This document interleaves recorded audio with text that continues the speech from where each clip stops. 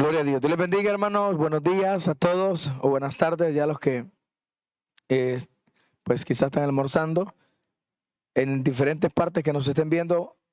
Para todos tengan un pues feliz día, buen provecho para los que están almorzando, hermanos. Aquí estamos pues iniciando, ¿verdad? Tuvimos un pequeño problema técnico en la ocasión anterior, pero hoy estamos ya de regreso para poder darle continuidad a la enseñanza que hemos venido eh, transmitiendo, ¿verdad? ¿Cuál es la enseñanza de la Trinidad? El tema de la Trinidad, que es parte de una doctrina fundamental.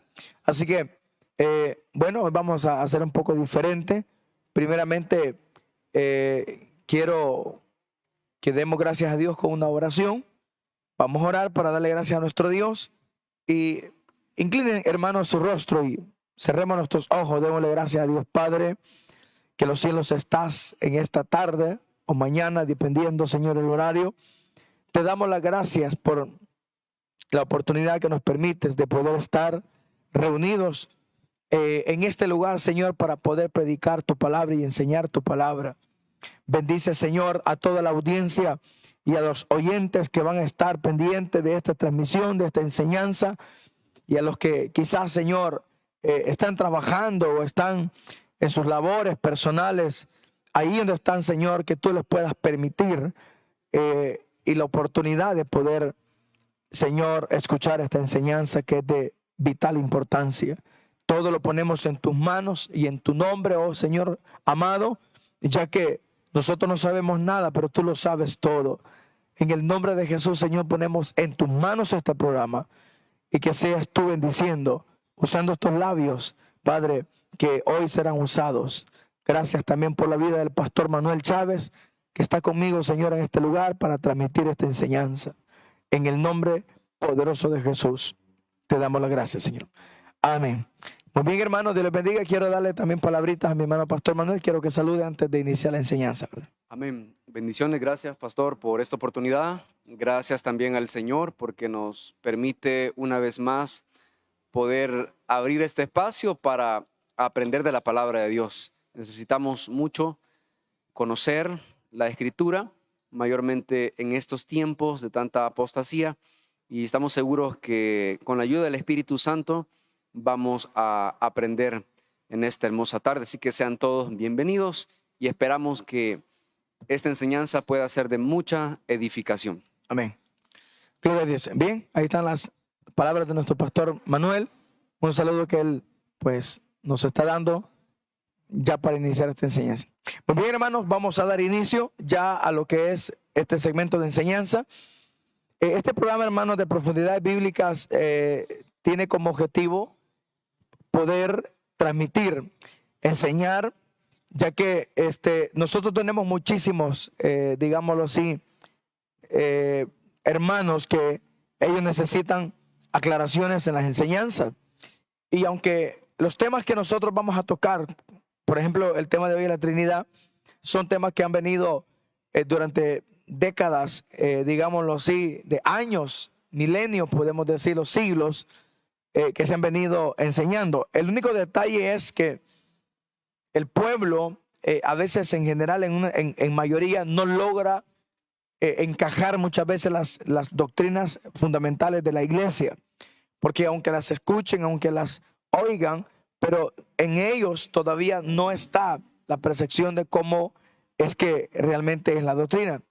Entonces, queremos aclarar que el término doctrina, pastores, es enseñanza, ¿verdad? Es el término de enseñanza.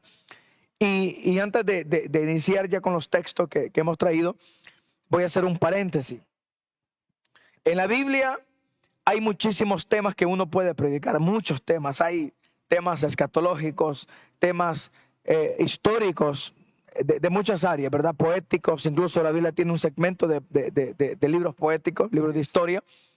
Pero cuando hablamos de doctrina, lo que sí queremos dejar muy en claro, y el pastor Manuel y yo lo tenemos muy, pero muy concretado, es que doctrina es una base que no se puede jamás cambiar.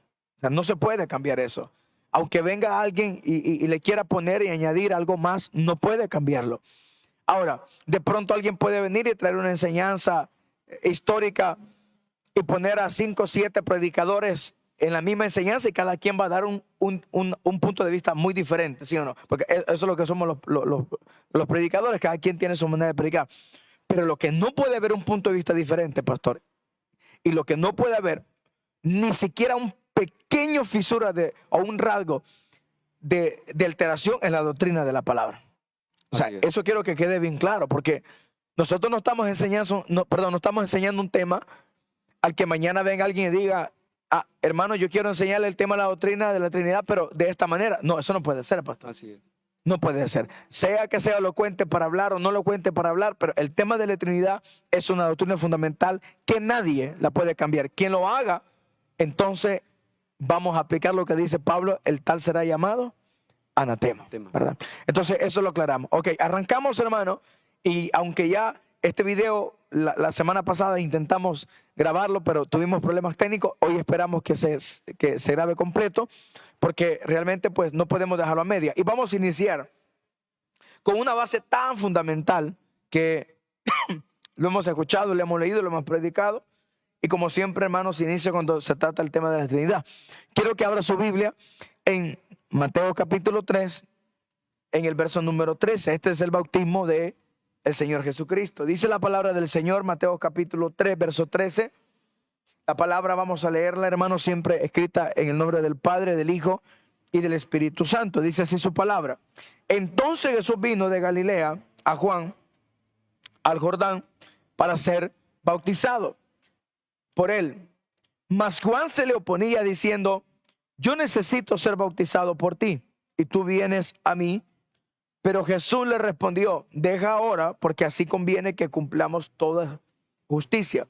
Entonces le dejó, y Jesús, después que fue bautizado, subió luego del agua, y aquí los cielos que fueron abiertos, y vino el Espíritu de Dios, que descendía como paloma, y venía sobre él. Y una voz de los cielos que decía, este es mi Hijo amado, en quien yo tengo complacencia. Muy bien, hermanos, quiero decirles que como la palabra Trinidad no existe, nosotros tenemos con el pastor Manuel que saberle darle la postura doctrinal a la luz de la Biblia, de tal manera que los hermanos sí sepan que la Trinidad es algo real, aunque la palabra no exista. Pero, por ejemplo, usamos la base de lo que Mateo va, hermanos, a mostrar. Y no solo Mateo, Marcos 1:9 al 11, al igual que Lucas 3:21 al 23 al 22, muestran la misma escena. Ahora, ¿de qué se trata la Trinidad? Hay una pregunta, pastor, que me hago yo ahorita, y es que, ¿qué enseñanza nos deja Dios en su palabra con respecto a la Trinidad? O sea, como todas las doctrinas son enseñanzas, pero desde un punto de vista, ¿qué es lo que nos enseña Dios a través de la palabra con la Trinidad? Porque alguien puede decir, pero ¿por qué la Trinidad? O sea, ¿cuál es en sí ese peso de enseñanza que tiene? Simplemente veo yo que es que el Padre, el Hijo y el Espíritu Santo, pero no solamente eso, sino que yo creo, pastor, que yo le voy a dar su tiempo a usted también, pero esto que estamos viendo acá es una correlación es una correlación de un solo Dios, pero con 3 personalidades. Porque ahí que vamos a aclararlo, ¿verdad? Porque no vamos a decir 3 dioses. Entonces, y en todo a lo largo de la Escritura, y el pastor Manuel va a utilizar algunos versos del Antiguo Testamento para dejar en claro que la Trinidad, en esencia, desde Génesis, ha estado hasta el día de hoy. Así es. El Nuevo Testamento lo que hace ya es reconfirmar o remachar el tema de la Trinidad. ¿Por qué? Porque la iglesia evangélica debe aprender que el Dios que digamos lo que usó los hombres para esta escritura, o sea, la inspiración de Dios para esta escritura, no es un Dios que trabaja solo. Porque si Él fuera solo, entonces Jesús en aquella ocasión cuando dijo en San Juan 10, yo y mi Padre uno somos. O sea, si Él hubiese sido uno solo, entonces hubiera dicho, yo y mi Padre solo es uno. Es decir, yo y mi Padre uno es. Es decir, hablando de que Él trabaja en una forma bilateral, pero que no incluye a lo que es el Padre y el Espíritu Santo. Entonces, quedemos en claro que al unir el Padre al Hijo y el Espíritu Santo se convierte en una sola esencia, como lo dice Deuteronomio. Usted va a leer ese versículo. Pero, ¿cuál es el problema? El enemigo de esta enseñanza es aquel que enseña que Jesús es uno solo y que el Padre no juega el papel importante ni el Espíritu de Dios. Eso es antibíblico. Eso es antibíblico. Así es. Porque en toda la correlación que se ve entre el Hijo, jamás el Hijo aparece solo. Jamás. Se recuerda, pastor, que él muchas veces dijo que yo no hago la voluntad mía, sino hago la voluntad del que me envió. Y así lo está mencionando constantemente seguido. El Padre que me envió. Hago lo que el Padre me dijo. No hago mi propia voluntad. Hasta hoy, dijo el Señor en Juan, mi Padre y yo estamos trabajando. Eso es lo que dijo él. Entonces, la enseñanza de la Trinidad, lo que nos deja en evidencia es, así, rápido, que el Padre, el Hijo y el Espíritu Santo tienen un papel fundamental en una sola esencia. En una sola esencia, en un solo Dios. Entonces, la iglesia evangélica no cree en la unilateralidad de Jesús, porque el Padre y el Espíritu Santo juegan un papel importante. Y esto se vuelve a repetir, no lo voy a leer porque el tiempo nos va a avanzar siempre, pero una vez más, en Mateo 17 en adelante, volvemos a ver en la transfiguración que el Padre vuelve a hablar. Y esta voz que el Padre da es una voz resonante, no es una voz que le escucha el Señor. No, aquí no dice que solamente Jesús le escuchó. Aquí está diciendo que los cielos fueron abiertos, eso es lo que dice, y que se oyó una voz. Ahora descendió la paloma, que es representación del Espíritu Santo, y descendió, dice, y luego se oyó una voz del cielo. ¿Qué decía del cielo? O sea, es literal, pastor, eso no es algo metafórico, es literal. Del cielo decía, este es. Ahora, la pregunta es, ¿escucharon los demás? ¿Tuvieron que haber escuchado a los demás? ¿Qué dice usted? Claro, porque el mismo evangelista o los evangelistas que escriben dan testimonio. Dan testimonio, exacto. Entonces, los demás sí escucharon que la voz decía, este es mi hijo, en dos ocasiones, pastor. En dos ocasiones. Mateo capítulo 3 y Mateo capítulo 7. Dos ocasiones. Así que la primera parte de la introducción es, hermanos míos, la Trinidad es un tema que se debe manejar así. Dios es uno solo, pero hay tres personas que trabajan ahí. ¿Ok? Démosle continuidad con esto. El pastor Manuel va a dar otro versículo bíblico y luego yo quedaré explicando otros versículos que remachen esta enseñanza. Así que le doy la palabra, pastor. Amén, gracias. Empezando por lo que es la definición de Trinidad, si nosotros pues buscamos en el diccionario, la palabra Trinidad significa o es una distinción de tres personas divinas en una sola esencia. Y aquí está el punto clave. Es una sola esencia. Una sola esencia. Manifestada en tres personas. Si nosotros vemos, empezando por el Antiguo Testamento, quisiera citar Deuteronomio capítulo 6, versículo 4. Claramente dice la Escritura lo siguiente, y este versículo es muy conocido. Deuteronomio capítulo 6, versículo 4, dice la Escritura: Oye Israel, Jehová vuestro Dios, Jehová uno es. Jehová nuestro Dios, Jehová uno es. Esa palabra uno se utiliza en el sentido de unidad compuesta. Es decir, hay una unidad, pero que está conformada o está compuesta por diferentes personas o diferentes entidades. En este caso hablamos del Padre, el Hijo y el Espíritu Santo.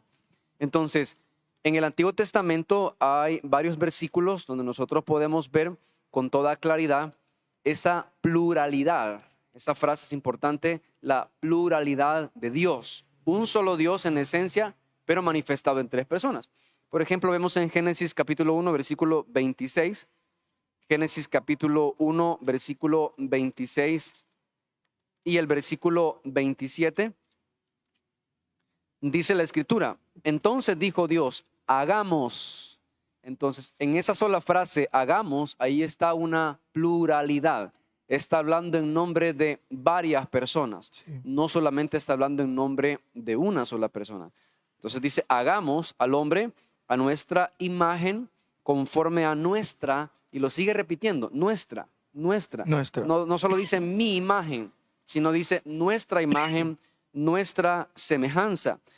Entonces, la Escritura es bien clara en el sentido que Dios es uno en esencia, pero que está compuesto por tres personas. Y en otros versículos, como por ejemplo en el 3:22, siempre Génesis capítulo 3, versículo 22, dice la escritura, y dijo Jehová Dios, he aquí el hombre es como uno de nosotros. Plural. Plural, otra vez, no está hablando, no dijo como yo, sino como nosotros. Entonces vemos la pluralidad, cómo Dios se manifiesta, cómo Él habla. También podemos ver Génesis 11:7. Génesis 11:7 es otro versículo también donde podemos ver claramente cómo el Señor habla en nombre Plural. plural. Dice el 11:7, ahora pues descendamos, ahí está el plural, y confundamos allí su lengua, para que ninguno entienda el habla de su compañero. Entonces, ahí está claramente, siempre viene hablando en forma plural y estamos viendo el Antiguo Testamento. El Antiguo Testamento. Para aquellos que dicen que la doctrina de la Trinidad es algo nuevo, que es algo que se ha inventado en este último tiempo. Correcto. Realmente no es así. Lo que sucede es que aunque la palabra Trinidad no aparezca en la Biblia, pero es una doctrina obvia, es una doctrina que está ahí en la Escritura Sí. y que la viene mostrando y se ha venido revelando constantemente hasta el día de hoy. Entonces, tenemos la seguridad, incluso en Isaías capítulo 6, versículo 8, también ya mencionando a los profetas, Isaías capítulo 6, versículo 8, dice la palabra, después oí la voz del Señor que decía, ¿a quién enviaré? Ahí sí está hablando el Padre, pero luego dice, ¿y quién irá por nosotros? Ahí está el plural. Sí, y Entonces, perdón que le interrumpa, adelante. Pastor Manuel, ahí es bien importante aclarar que aunque la escritura literalmente es Isaías quien está escribiendo, pero es una visión lo que se está dando en ese momento. Porque alguien pudiera pensar que quien dice, ¿quién irá por nosotros? Se podría pensar que lo está diciendo Isaías. Pero no es Isaías quien lo está diciendo. Así es. Usted lo aclaró. Es el Correcto. Padre quien lo está diciendo. Así es. Y luego hay alguien que contesta, pastor. ¿Quién contesta? Cuando luego dice, heme aquí, ahí en ese momento primordialmente está hablando Isaías. Isaías, correcto. Ajá, está aceptando el llamado de parte de Dios. Correcto. Entonces, lo que deja en evidencia es que hay una conversación. Hay una conversación y en cada versículo que usted ha venido mencionando siempre deja en evidencia la parte plural de la Trinidad. Es decir que no hay ningún versículo bíblico, y si alguien lo encuentra, que nos corrija, pero no hay ningún versículo bíblico, pastor, que ni Dios ni el Hijo utilicen la forma singular, es decir, se lo acrediten solo a ellos. No hay ni un solo versículo, sino que todo va Correcto. apuntando a la Trinidad. Porque tanto la creación como la obra de redención siempre ha sido trinitaria. Siempre ha sido trinitaria. Es decir, las tres personas han actuado, cada uno con su función, lo que se le llama su economía, es decir, su labor, ¿verdad? El trabajo que cada uno desempeña, siempre ha sido trinitaria hasta el día de hoy. No ha sido algo individual. Es correcto. Entonces, ahora, ellos están en una unidad perfecta, en una coinonía completamente perfecta. No están separados. Y por eso es que pueden trabajar de esa forma tan armónica. Yo creo que, respondiendo a la pregunta que usted hizo al principio, ¿qué enseñanza nos deja? Yo podría decir que primordialmente es eso, aprender a ser unidos, ¿verdad? Así como ellos tres son una unidad. Eso es lo que, por eso le hice la pregunta, porque la enseñanza, o sea, no vemos a Jesús diciendo, yo hago más obras que el Padre. No, yo vine a morir, yo hice más que el Padre, porque el Padre me mandó y yo vine a morir. No, al contrario, se recuerda, pastor, en el huerto del Getsemaní, en el capítulo 22 de Lucas y 26 de Mateo, cuando el Señor entra al huerto del Getsemaní, que era una parte del Monte de los Olivos, que significaba la prensa del aceite, de la oliva, donde secaban el aceite, ahí claramente hay una oración de Jesús para con el Padre. Ahora, no es que el Padre esté contestando, sino que el Señor el Hijo, más bien dicho, se está refiriendo al Padre con una oración de agonía, porque Él está diciendo, si es necesario, haz que esta copa no pase. Correcto. O sea, Él está dejando en evidencia que la voluntad del Padre es la que Él va a cumplir, aunque tal vez el Hijo, en su momento en la naturaleza 100% hombre, sentía la aflicción y la agonía. Entonces, lo que dejamos claro es que el mensaje que está dando y lo que usted está diciendo es que nos enseña a ser una unidad completamente. No podemos estar trabajando, o sea, ni el Padre puede estar diciendo, el Hijo quiere llevarse el crédito, ni el Hijo está diciendo el Padre quiere llevarse el crédito. No, hay una sola unidad y cada quien respeta su área. Ahora, una cosa sí veo, el Hijo tiene una terrible sujeción al Padre. Exacto. Eso es bien correcto. Continuamos, pastor.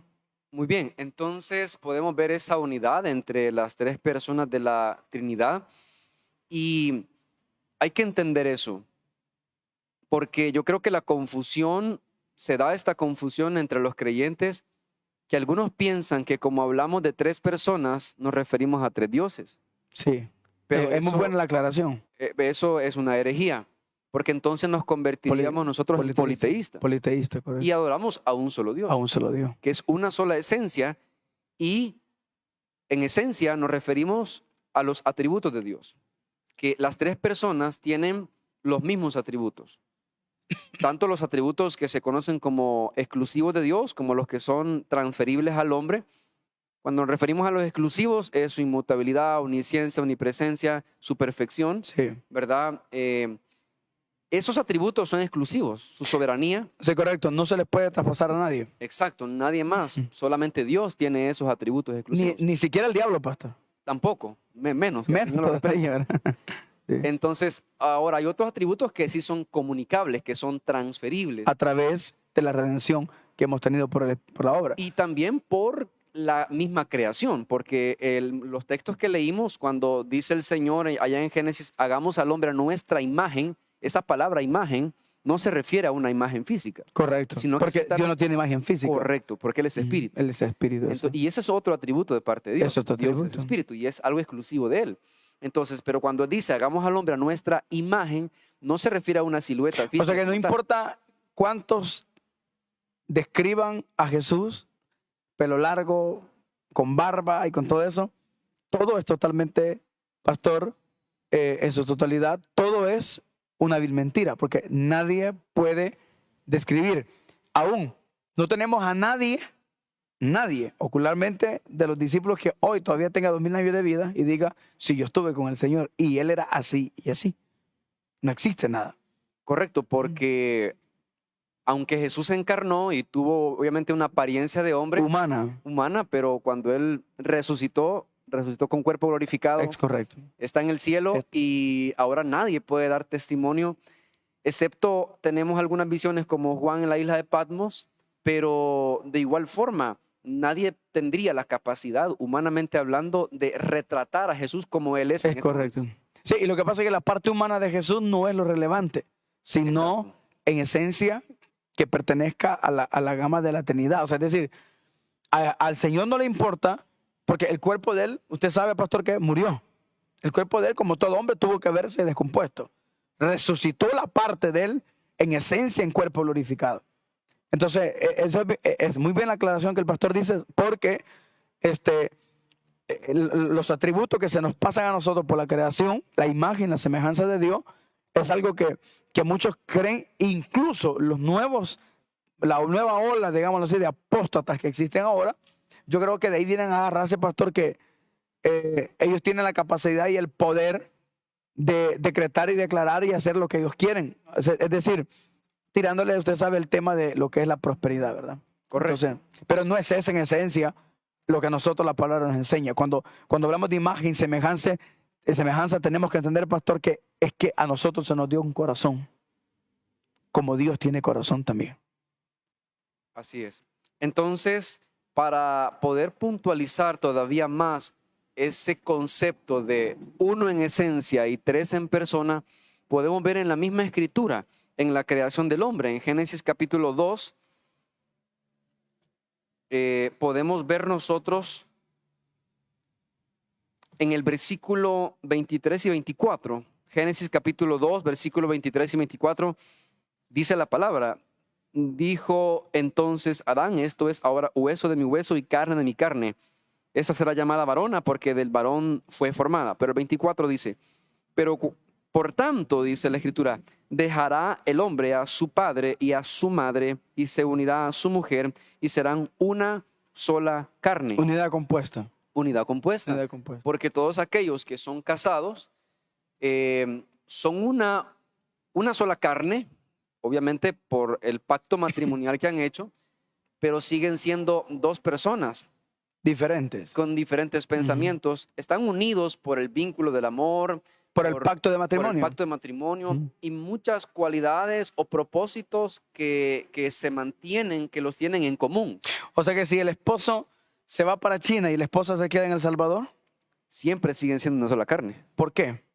porque hay un pacto de unidad. Es correcto. Entonces eso significa que en esencia la unidad compuesta del ser humano, es decir, en el caso del matrimonio, viene siendo como, digámoslo así, como la parte, pastor, siguiendo el ejemplo de la Trinidad. Porque así como nosotros somos los que estamos casados, somos una sola carne con nuestra esposa, así el Padre y el Hijo y el Espíritu Santo es una sola esencia. Ahora, ahí viene la gente y peligroso aquí, ¿verdad? Y dice, pero aclárenme algo, pastores, pero si ustedes son unidad compuesta, si los matrimonios son unidad compuesta, pero y entonces, y son dos personas con diferentes características, entonces quiere decir que en la Trinidad tenemos también la parte carnal, en decir que incluso, no sé si usted se recordará, pero hubo ciertas personas que creían que el Espíritu Santo, y esto lo voy a aclarar porque esto es bien delicado, que el Espíritu Santo era la parte más delicada de Dios, porque era como la parte en la que se le atribuía a Dios como la esencia en su totalidad, aún ignorando al Hijo y al mismo Padre. Tomando en cuenta que la gente, cuando dice el Señor que toda blasfemia es perdonada, la del Padre, el Hijo, menos el Espíritu Santo, entonces a veces quieren posicionar al Espíritu Santo en una área que es más importante que el Padre y el Hijo. Pero eso no es así, porque recuérdense que como Dios es espíritu, no pueden haber tres personas en carne funcionando en esa área. Nosotros sí, pastor, porque somos humanos. Eso aclarémoslo, somos humanos. O sea, mi esposa y yo somos humanos, somos dos personas, pero vinculados, unidos a un matrimonio. Entonces, en la Trinidad, lo que sí se tiene que dejar claro, que los tres, pastor, los tres tienen el mismo atributo. O sea, ninguno usa una función más poderosa que la otra. Y ninguno es menor que otro. Y ninguno es menor que otro. Porque entonces no tuviera sentido. ¿Cómo es que el Espíritu Santo es la parte más delicada de Dios? Y el Hijo, no, el Hijo es esto. Y el Padre, el Padre. Sí, pero como dice que la blasfemia del Espíritu Santo no se perdona, entonces quiere decir que es tan delicado el Espíritu Santo que no se le puede perdonar ni siquiera a él. Ahora, el Hijo y el Padre sí se le puede perdonar. Pero eso no está dejando en evidencia que el Espíritu Santo tenga la parte más delicada y que el Padre y que el Hijo no jueguen un papel importante. O sea, los tres no son ni más ni menos. Un estándar. Iguales, pastor. Iguales. Se recuerda que Jesús dijo, me voy, pero enviaré al Consolador. Ese es el Espíritu Santo. Entonces, ahora, la obra de cada quien es diferente. Eso sí queremos bien claro. ¿Cuál es la obra del Hijo? Usted sabe que fue la obra redentora. Correcto. Morir por todos nosotros, ¿verdad? Y ojo, que no morir por todos nosotros y perdonarnos, digámoslo así. Te perdono, pero si fallas, te mato. No, porque la obra redentora de Él fue grandísima. Es decir, cada día prácticamente tenemos eso. Ahora, la obra del Espíritu Santo, ¿cuál es? Él lo dijo, convencer al hombre De pecado. y Él lo guiará a toda verdad y a todo justicia. Entonces, cada quien tiene su función, pero dejemos claro que ninguno es más que el otro. Exacto. ¿Ok? Y ahí podemos ver que como están al mismo nivel, Al mismo entonces el hecho de que el Hijo se sujetara al Padre no lo hace menos. Al contrario, eso demuestra la humildad que hay en el Señor Jesucristo, para ejemplo de nosotros. para ejemplo de nosotros. Para ejemplo de nosotros. Y la humildad en humillarse, no porque Él estuviera en una Rango menor. escala menor, correcto, Ujú. sino porque voluntariamente y por agradar al Padre, Él quiso sujetarse a su voluntad y hizo todo según su voluntad. Hasta el día de su muerte. Es correcto. Muy bien, entonces ahora vamos a hablar un poco acerca de una herejía que es Sí. muy común en este tiempo y que es donde algunos se confunden y toman esa enseñanza para defender, más bien para atacar lo que es Atacar. la doctrina de la Trinidad. Estamos hablando de la herejía o la enseñanza del modalismo, que fue desarrollada allá en el siglo tercero, del 200 al 300 después de Cristo, por un personaje llamado Sabelio. Entonces, lo que en esencia él enseñaba era que Dios era una sola persona que actuaba de diferentes modos, Multifacético. multifacético, Ujú. según la necesidad. En este caso, en su momento Dios fue el Padre, luego cuando fue necesario se encarnó y fue Jesucristo el Hijo, y en su momento pues Él se convirtió en el Espíritu Santo, hablando de una sola persona. Pero esa es a lo que se le llama la herejía del modalismo. Y es una herejía porque contradice claramente lo que la Escritura enseña acerca de la Sí, doctrina de la de la Trinidad. Trinidad.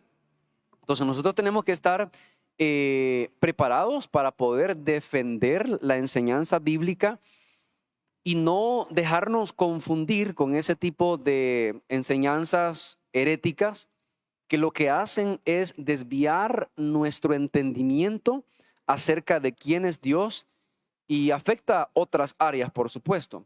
Pero esa herejía del modalismo la podemos explicar de una forma o con un ejemplo humano, como en el caso de los que están casados. Por ejemplo, mi hermano Guillermo, Pastor Guillermo, él está casado, es esposo, pero él también tiene padres, es hijo. Entonces, él es pastor también. Y así él, como una sola persona, puede actuar en diferentes formas según la necesidad. Pero eso es en el caso del hombre. Pero eso no se aplica a Dios, porque Es Dios correcto. no es una sola persona que actúa de diferentes modos. Él es un Dios en esencia manifestado en tres personas y cada persona de la Trinidad tiene diferente función. Así que es importante que los creyentes, los cristianos de este tiempo podamos entender y saber identificar esas herejías para no caer en esos errores que por mucho tiempo se han venido manifestando y hasta el día de hoy todavía se sostienen esas herejías. Sí, yo creo que quizás estas, podemos decirle, denominaciones, pastor, que surgen ahora con, eh, con Jesús solo, podemos decirlo así, ¿verdad? Yo creo que tiene mucha base porque prácticamente a Jesús lo pone en una posición que es el único, o sea, no hay otro más. No hay otro, no existe alguien más y por eso que ellos creen en esa doctrina. Y quiero decirle, pastor, que muchos pentecostales, que nosotros llamamos pentecostales, ¿verdad? Que creemos en todas las, fundamentalmente las doctrinas de la Escritura, han sido arrastrados por este tipo Así es. de secta, podemos decirlo así, porque de alguna manera como que hay versículos que al no tener el cuidado de su hermenéutica, en esencia, eh, se siente como que sí tienen razón ellos. Por ejemplo, yo sé que no es el tema ahorita y eso será por otro segmento de enseñanza, pero por ejemplo el bautismo es un problema que tenemos, pastor, con respecto al bautismo de la Trinidad y el bautismo de Jesús solo. Entonces, claro, o sea, es obvio que Hechos capítulo 2, parece el verso 38, no recuerdo muy bien, y si gusta puede buscarlo usted, pastor, me puede ayudar en eso. Ahí nosotros podemos tener ya un problema a donde si no sabemos explicarlo, entonces es donde se arrastra a las personas a una falsa doctrina de, de ser unilateral, es decir, es uno nada más con respecto al bautismo. Y lo que el pastor enseñaba acerca de lo que en el siglo tercero se dio, es lo que quizás durante muchos años ha venido tomando fuerza hasta el día de hoy. Hay denominaciones, oiga bien esto, y lo voy a decir públicamente, pastor, hay denominaciones que tienen ya una bilateral, o sea, están unidos en pentecostal y aparece la palabra unido, pentecostal unido. O sea, ellos creen, es una mezcla extraña, pero creen en los dones y hablan lengua y todo eso, pero no creen en la Trinidad. ¿Cómo? A ver, primero leamos el versículo, pastor. Ayúdame, por favor, Muy a bien. leer. Con ese versículo de Hechos 2:38, que es donde se fundamentan estas sectas para defender su herejía, y dice el texto, Pedro les dijo, arrepentíos y bautícese cada uno de vosotros en el nombre de Jesucristo para perdón de los pecados. Entonces, de ahí se agarran y dicen, ven, el bautismo tiene que ser en el nombre de Jesús. Pero, en primer lugar, y aquí sí podemos hacer nosotros una diferencia. Aquí está hablando Pedro, Sí. pero en Mateo 28:19, que es la declaración o la comisión que el Señor Jesucristo da como autoridad, ¿verdad? Él dijo claramente que la fórmula bautismal era bautizándolos en el nombre del Padre y del Hijo y del Espíritu Santo. Yo creo que ahí la gramática nos ayuda a entender que está haciendo la separación de las tres personas de la Sí. Trinidad. Ahora, si alguien dice, pero en el Nuevo Testamento los discípulos enseñaron a bautizarse en el nombre de Jesús. Primero, ¿quién tiene autoridad sobre los apóstoles? Obviamente Cristo Es Jesús. Cristo, sí. Él dio la fórmula bautismal. En segundo lugar, en Hechos 2:38 nosotros vemos, primero, que como el contexto judío, en el cual mayormente Pedro predicaba y la ubicación donde estaba predicando en este momento, los judíos a Jesús no lo tomaban como Mesías. Sí, y aclaremos, pastor, que Pedro no está hablando a una comunidad gentil, Correcto. sino a una comunidad de judíos. Exacto. Y eso es importante aclararlo porque, y otra cosa, y ya el pastor lo va a seguir explicando, pero otra cosa, hermano, no estamos poniendo en un sector a Pedro y en otro a Jesús en un ring de boxeo. ¿Quién tiene más razón? No estamos haciendo eso. Porque ni Pedro está revelándose a la gran comisión del Señor, que ahí estuvo presente él. Así ¿Ok? es. Sino que el pastor va a explicar el detalle que por qué Pedro tiene que mencionar el bautismo solo en el nombre de Jesús. Tiene una explicación, porque no es que esto sea que, ya ven, ahí ellos mismos se Como que fuera contradictorio. contradictorio, no, pero el pastor nos va a explicar un poco mejor de eso. Muy bien, entonces, como ya se dijo, Pedro estaba hablando en un contexto judío. Los judíos no aceptaban a Jesús como el Mesías.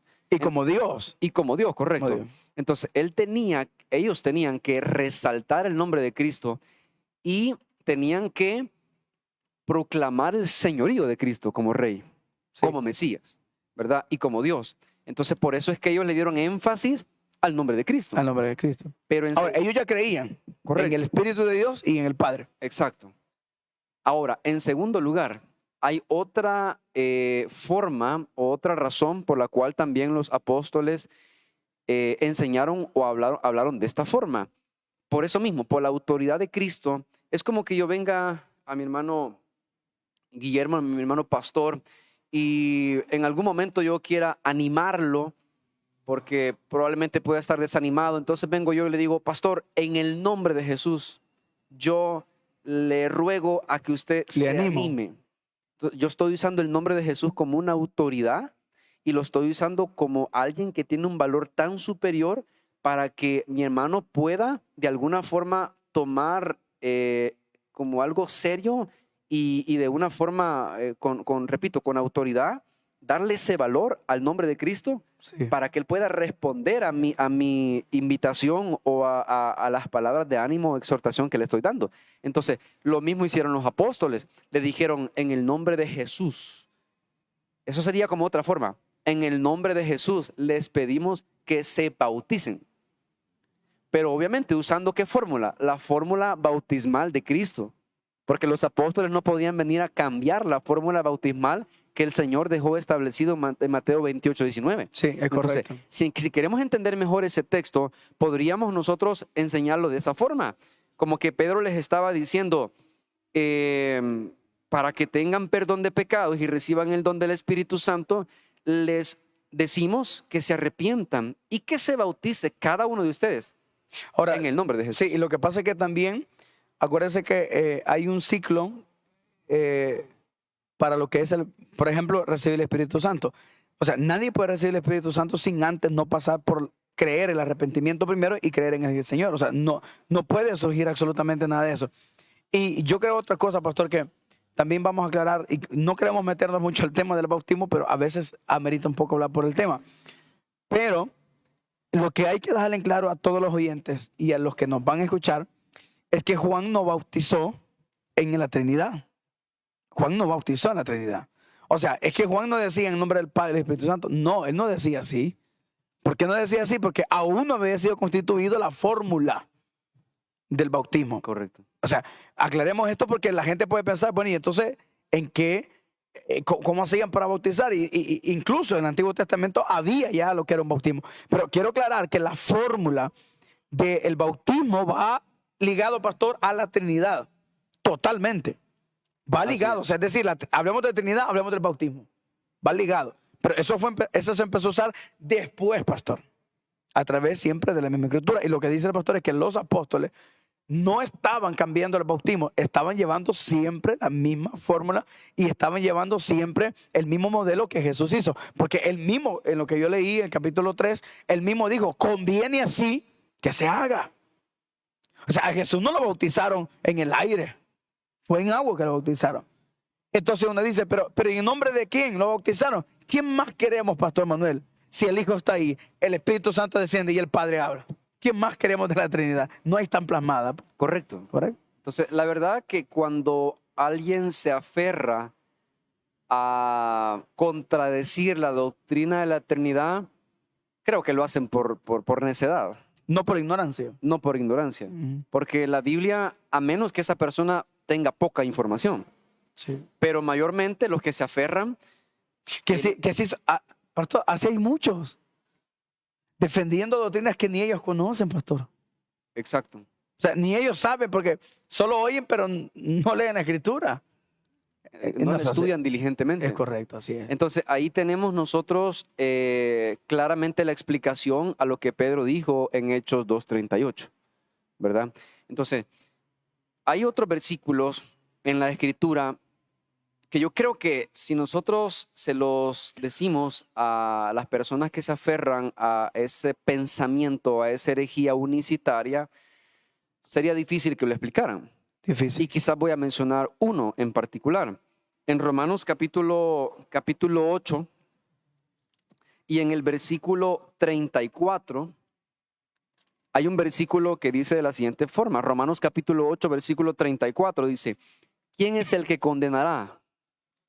Cristo es el que murió, más aún el que también resucitó. Pero pongamos la atención a esta parte, dice, el que además está a la diestra de Dios, el que también intercede por nosotros. Entonces, una pregunta, si Jesús fuera el mismo Padre, ¿ante quién está intercediendo? No tiene sentido. No tiene sentido lógico. No tiene sentido. Entonces, por sentido común, O sea, fuera como un ventrículo. Está hablando él solo. ajá, estaría haciendo un monólogo. Ajá, perdón, un monólogo es la cuestión. Y sería un eso monólogo. no puede ser. Claramente dice el que ahora intercede, el que también intercede por nosotros. Está a la diestra de Dios. Entonces ahí está la pregunta. Si Él está a la diestra de Dios, pues ahí está Dios el Padre.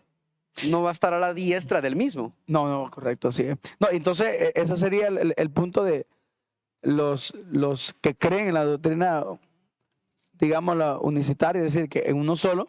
¿Cómo explicarían eso, pastor? Creo que sería imposible, a menos que se aferraran neciamente a defender su herejía. Que así es como lo creen, Exactamente. neciamente, ¿verdad? Entonces, ahí nosotros podemos ver en ese versículo que está bastante claro que la doctrina de la Trinidad es bíblica, que no significa que porque no aparece en la palabra como tal Trinidad no exista, sea un invento. No es un invento. Es algo que está más que implícito, yo creo que está claro cuando nosotros leemos y estudiamos la Escritura de forma seria, de forma responsable, que es lo que tenemos que hacer. Es lo que tenemos que hacer. Es lo que tenemos que hacer. Entonces, ahora, creo que solo nos faltaría aclarar unos últimos puntos. Por ejemplo, ¿cómo afecta a un creyente una comprensión equivocada o distorsionada de este tema de la Trinidad? Porque el no entender la Trinidad puede tener ciertas consecuencias, ¿verdad?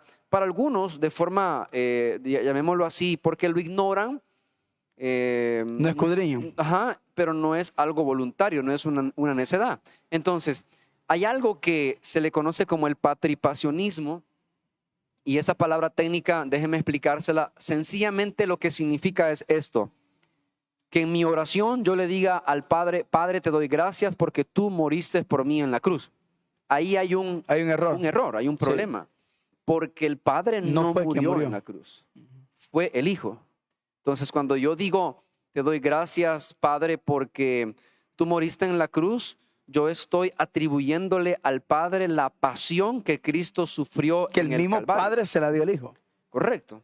Entonces, ahí, de esa forma afecta a un cristiano el no tener una comprensión Muy clara. clara acerca de la doctrina de la Trinidad. Sí. Otra forma también en la que podría afectar es en la oración. Porque, hermanos, y esto de veras, no queremos hacerlo un dogma, una doctrina de hombre, pero sí queremos que nosotros, que ustedes entiendan que es necesario poder hacer las cosas conforme la instrucción de la Escritura. ¿A qué me refiero? Jesucristo enseñó claramente cómo se debe orar y en nombre de quién se debe pedir. Es correcto. Y he escuchado yo a algunos cristianos que, por ejemplo, comienzan a orar, Padre, yo te doy gracias, y luego también, Jesús, te pido esto. Y claro, se puede pedir, sin duda, pero hay que entender que la oración primordialmente va dirigida al Padre, a pedir al Padre. Por eso Jesucristo dijo, todo lo que pidieres al Padre, no al Espíritu Santo, sino al Padre, en mi nombre. Sí, y pastor, ya que tocó ese tema, mire, yo creo que es importante este texto para poder remachar un poco lo que usted está diciendo. En 1 Corintios, no sé si recuerda que tocamos la vez pasada, capítulo número 12.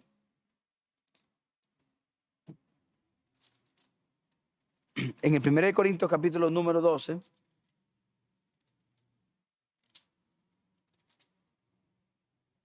en el verso número 4, y esto es cabalito lo que usted está explicando, dice, ahora bien, hay diversidad de dones, pero el Espíritu es el mismo.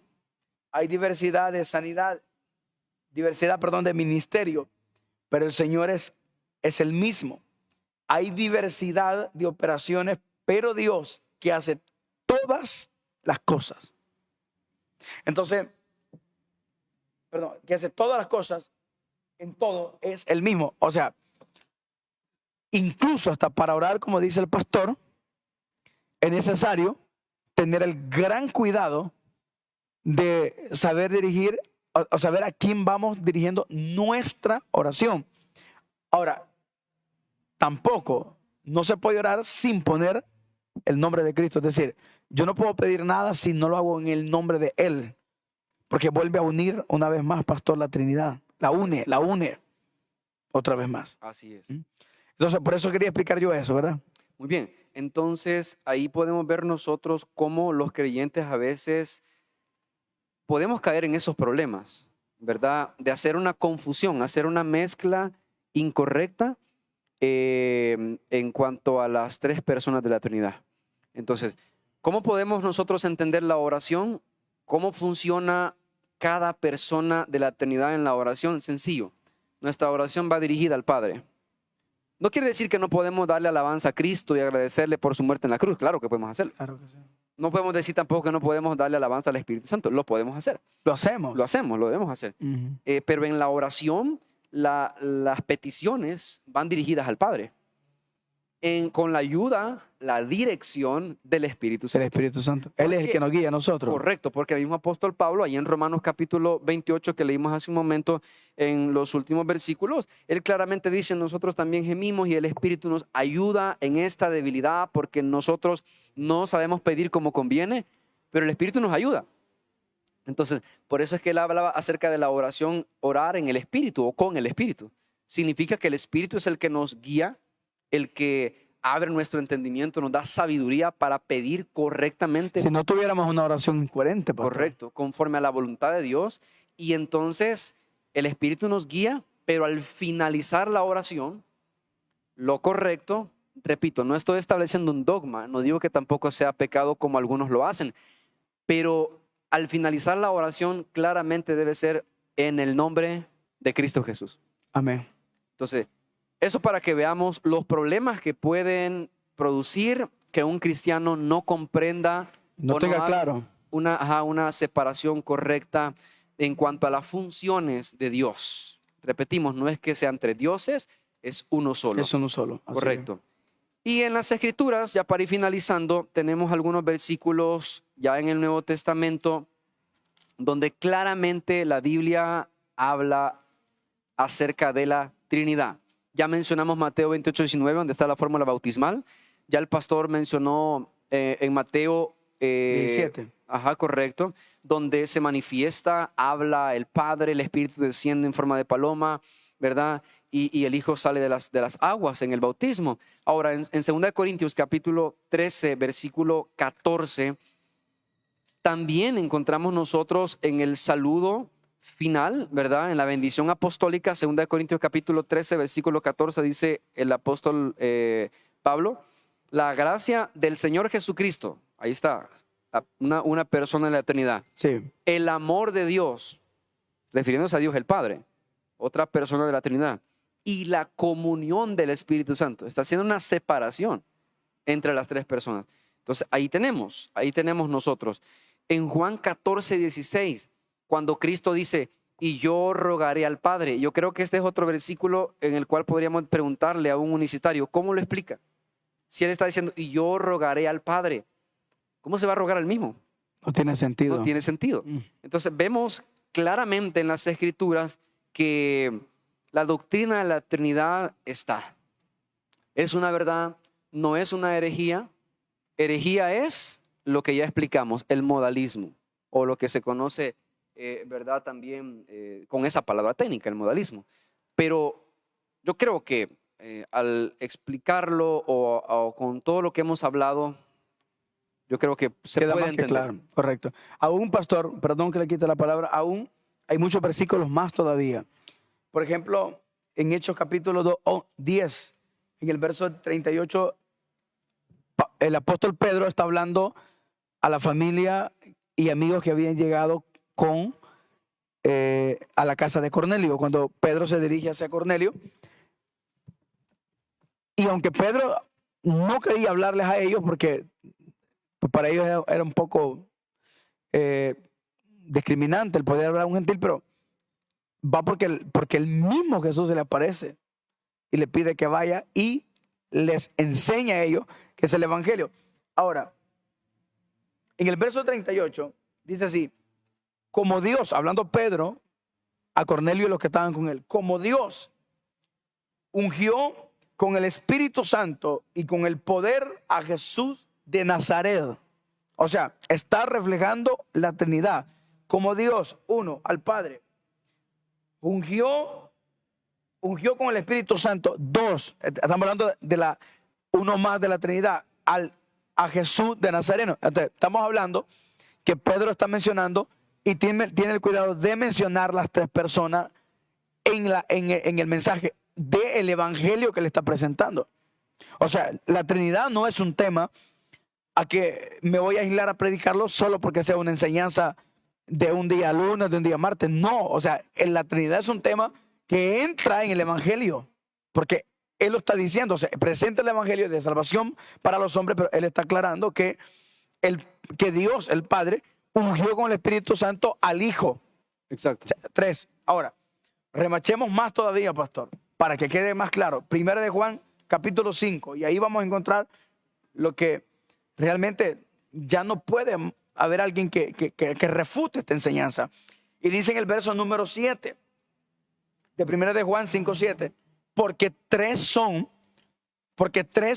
los que dan testimonio en el cielo, el Padre, el Verbo y el Espíritu Santo.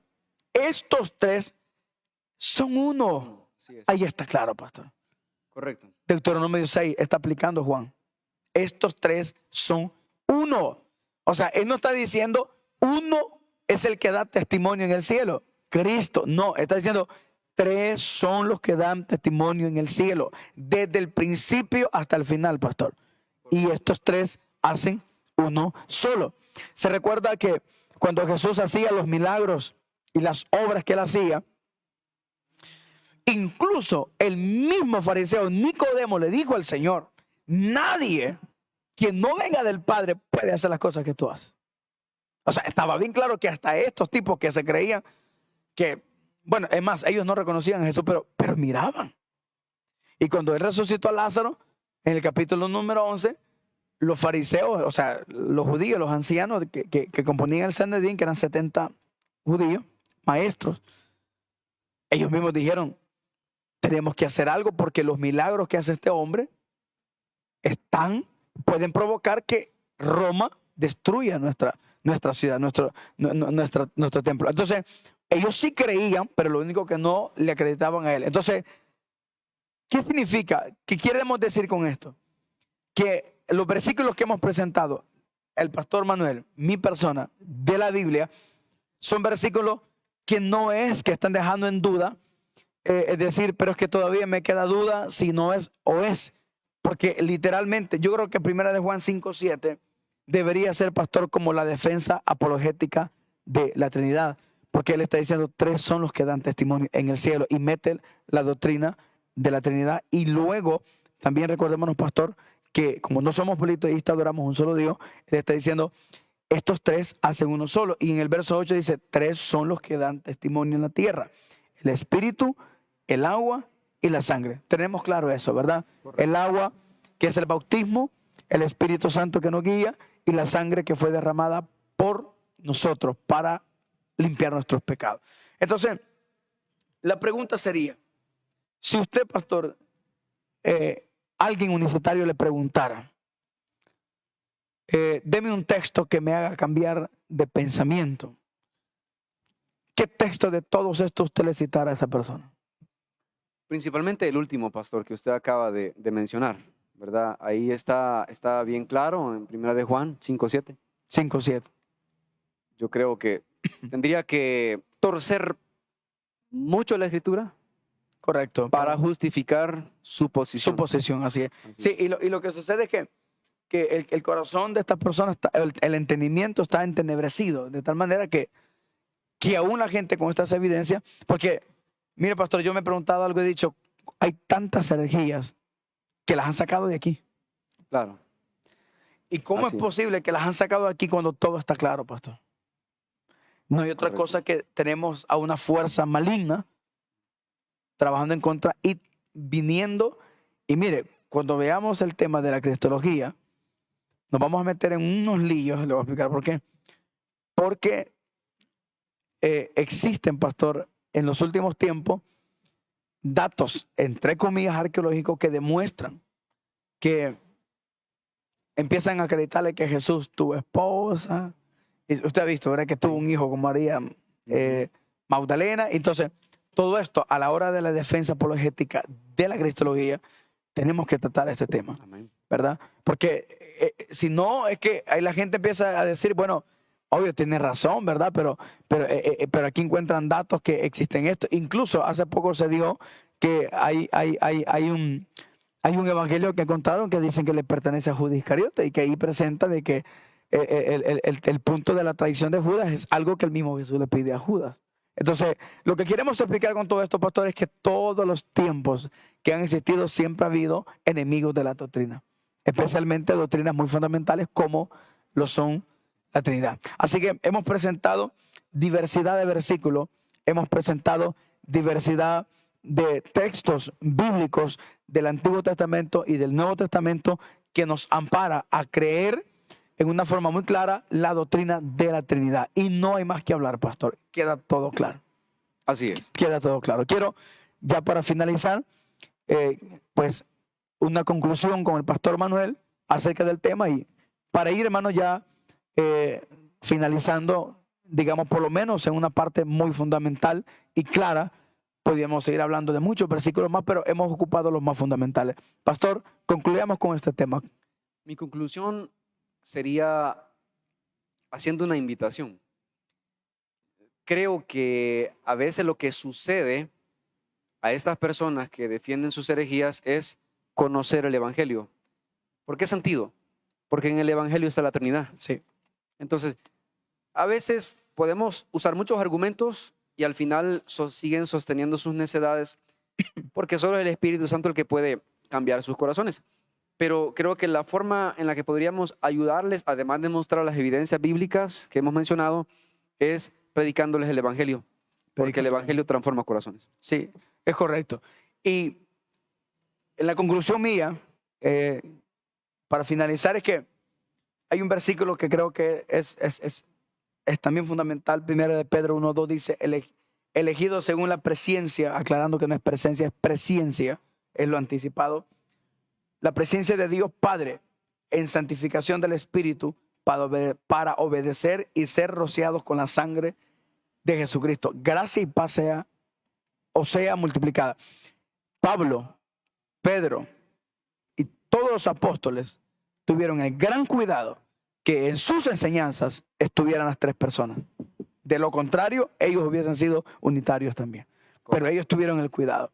Y hay diversidad de versículos que nos pueden amparar esto. Así que, hermanos míos, en conclusión del tema, como decía nuestro hermano Pastor Manuel, invitamos a que ya que usted es creyente y ha sido convencido por el Espíritu Santo de la obra redentora, le invitamos con el Pastor Manuel a que pueda leer. Espero que los que vean esta enseñanza, hermano, tal vez algunos problemas de la imagen, pero no le haga caso tanto a eso. Es la voz, el audio que yo quiero que escuchen.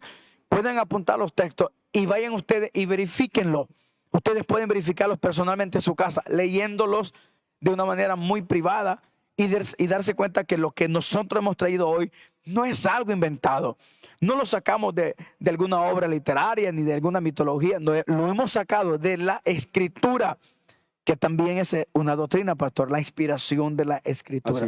Así que, en conclusión, hermanos, estudien la palabra, les invitamos y se darán cuenta que todas las doctrinas, hermanos, heréticas que se han levantado para atacar la Trinidad quedan, pastor, bajo el suelo completamente, ya que no tienen ninguna base. Y las bases que ocupan, pastor, son fuera de contexto. Exactamente. ¿Okay? Así que, hermanos, hemos llegado al final, dándole gracias a Dios por este programa.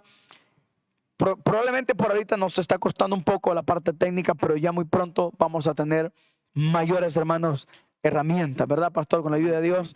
Pero por lo menos iniciamos con toda humildad, con toda sencillez, pastor Manuel, ya que esto lo hacemos para honra y gloria de nuestro Dios. Así es. Amén. Y hermanos míos, todos los martes estaremos un horario entre 11 y 12 del mediodía aproximadamente, todos los martes dando enseñanza. Doctrinas, hermanos, tenemos también un segmento de escatología, viene en su momento. Tenemos un segmento también de historia, pastor, estaremos dando un poquito de la historia. También tendremos temas bastante seculares, podemos decirlo así, actuales. Se recuerda que le contaba yo a usted ayer que queremos dar el tema acerca de qué efecto tuvo la pandemia en la vida del creyente, sí, ¿verdad? También, hermanos, tenemos un segmento de enseñanzas que ayudarán a la vida personal de cada uno. Por ejemplo, temas que hablen acerca de las depresiones, de los momentos de tristeza, de angustia que cada quien pasa. Y con el pastor Manuel, pues hemos decidido que llegaremos a este programa hasta que el Señor venga, ¿verdad? Amén. No sabemos cuánto tiempo, probablemente duremos aquí 100, 200 años o duremos 10 años. Lo que sí sabemos que conforme a la medida que vayamos avanzando en el tiempo, sé que Dios nos seguirá ayudando. Y para todos ustedes, si en algún momento alguien escucha el mensaje y ve esta enseñanza y tal vez no está a favor de esto y probablemente hasta haya un comentario negativo, recordémonos algo, hermano, que todo lo que se trata de la palabra de Dios, siempre habrán enemigos en todo el lugar, ¿verdad? Correcto. Así que, pero nosotros, Pastor Manuel, no nos vamos a detener. Amados hermanos y creyentes y oyentes de este programa, nuestro deseo es que usted aprenda y se vaya enriqueciendo un poco más de la palabra del Señor. Así que de mi parte, esto es todo. Y el Pastor Manuel pues nos va a despedir de este programa, ¿verdad? Bendiciones, hermanos, y Dios bendiga a cada uno de ustedes. Amén. Cuídense y nos vemos el próximo martes, si Dios nos permite. Bendiciones a todos. Bendiciones a todos. Amén.